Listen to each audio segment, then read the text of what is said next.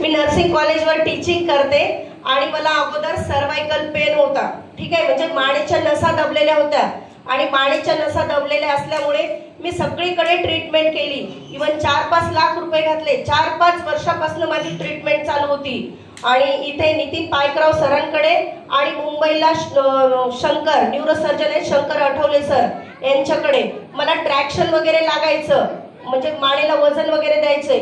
माझा एक हात पूर्ण काम करत नव्हता. मी टीचिंग करताना मी लिहू शकत नव्हते किंवा घरामध्ये इवन पीठ मळताना देखील मला एवढा त्रास व्हायचा. पण मला आपल्याच फील्डमध्ये म्हणजे रियांशमध्ये सोळंके मॅडम आहेत आणि त्यांनी बराच वेळा मला सांगितलं की मॅडम हे औषध घ्या रियांशचं अमृत ज्यूस घ्या. पण मला म्हणजे टाइम मिळत नव्हता आणि मी डबल जॉब करायची. पण नंतर मी घेतल्यावरती एक 15 दिवसामध्ये मला थोडासा फरक जाणवला आणि मला वाटलं की खरंच अमृत ज्यूस मध्ये असं काही कंटेन्स आहे की त्याच्याने मी एवढा पैसा घातला आणि एवढं दाखवलं पण मला कुठेही फरक जाणवला नाही.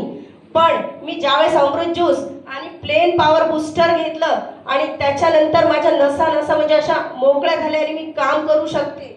आणि मी याच्यामध्ये कंदारे सरांकडे जॉब करायची, तो तिकडचा एक जॉब सोडला आणि मी रियांशमध्ये जॉईन झाले. रियांशमध्ये जॉईन होऊन पूर्ण औषधं वगैरे म्हणजे अमृत ज्यूस वगैरे घेते. आता माझी तिसरी बॉटल चालू आहे आणि त्याच्यानंतर मी इतरांना पण दिले. मी एक 50-60 पेशंटला अमृत ज्यूस प्लेन पॉवर बूस्टर, माझे रिझल्ट पण पॅरालिसिसवर आलेले आहेत.